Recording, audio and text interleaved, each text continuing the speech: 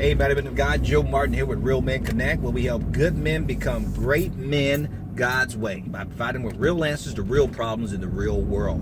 Welcome to the Real Men Ride Along. I'm just leaving my discipleship group meeting. We meet every Saturday morning at 6:30 at my wife's studio, and had a great discussion today. I shared a story with them, and I'm hoping that my daughter will forgive me for putting our business out there. But guys, you know I love to keep life real and keep it very practical. But I wanted to talk about what our response should be when people do not live up to our expectations, or they don't do what we expect, or we feel that we've been treated unfairly. You can kind of fill in the blank or whatever you think that may be. Is that we don't always think that we're being treated fairly, and you've probably been there. And the response should be with grace and mercy. The same thing that we do when we don't do what God expects us to do or wants us to do. God already knows what we're going to do before we do it. But He responds to us with grace and mercy. Now, is there judgment? Possibly. Are there consequences? Always. But God's attitude towards us is always with grace and mercy. He never stops loving us or never mistreats us because we don't do what we're supposed to be doing.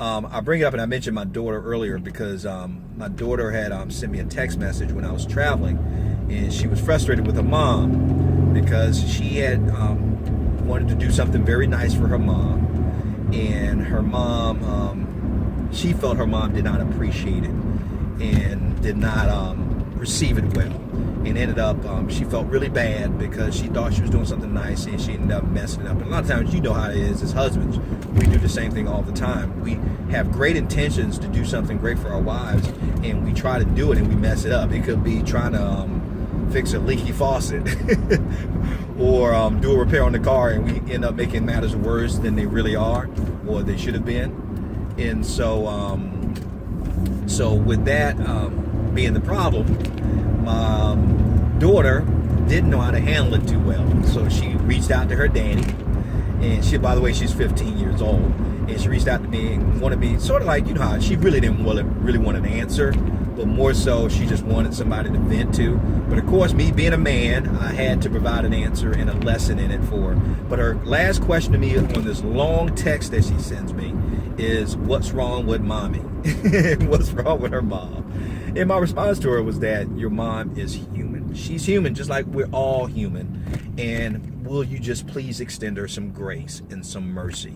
Now, it's easier said than done when I told her that, but I had to remind her how I just recently had to do the same to her, and she didn't even know it.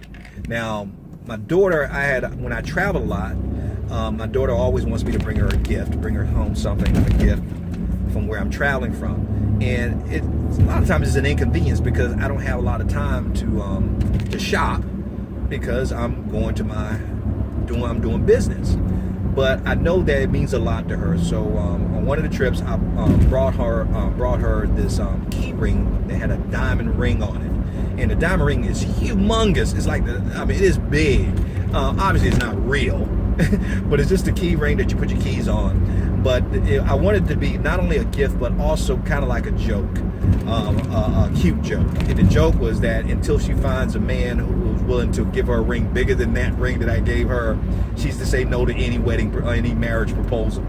Well, my daughter loved it. My wife thought it was the cutest thing she'd ever seen, thought it was kind of special that I would give that to my daughter. But I reminded my daughter that when I gave it to her, I was blessed and thankful that she really liked it. And I told her that and she told me how much she appreciated it, but just a few hours, I found it on the floor near our dresser, almost underneath the dresser. And if somebody would have bumped it and knocked her, it would have probably been under there and lost forever unless you just moved the dresser. So I picked it up and I put it in my drawer. And I was getting ready to go out of town the next morning. And it upset me. And I told my daughter that it had upset me, that that's what happened and that's what she did. And I felt that it wasn't that she didn't appreciate the gift, that she had taken it for granted, that she didn't know how much I sacrificed for it, yada, yada, yada. But I didn't say anything about it. I just felt that. And then I told her that, but I extended her grace and mercy because I had to speak to myself to say, but my daughter loves me. My daughter loves me. She would never do anything to intentionally hurt me or to disrespect me or to do anything to make me think that she's not grateful or appreciative of me as a dad. And I told her that what I did is I continued to love on her until I had to go out of town the next day. I did not bring it up to her at all. Didn't mention it again to her. But I loved on her, and I kept in contact with her even after I traveled a few days, not ever bringing it up until she brought up of how should she treat her mom, or why is her mom acting this way. And so when I shared that with her and let her know that she needs to extend the same type of grace and mercy to her mom that I did to her, my daughter got it. She received that because she sent me a picture, a selfie of her and her mom just a few hours later having a great old time laughing and best buddies again. And when I asked her about it on the phone, I asked her, I said, I thought you were mad at your mom. And she says, no, I forgave her. And she thanked me for the text that I sent her.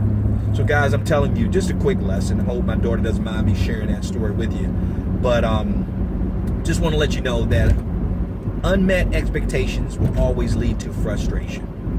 Let me say it again. Unmet expectations will always lead to frustration.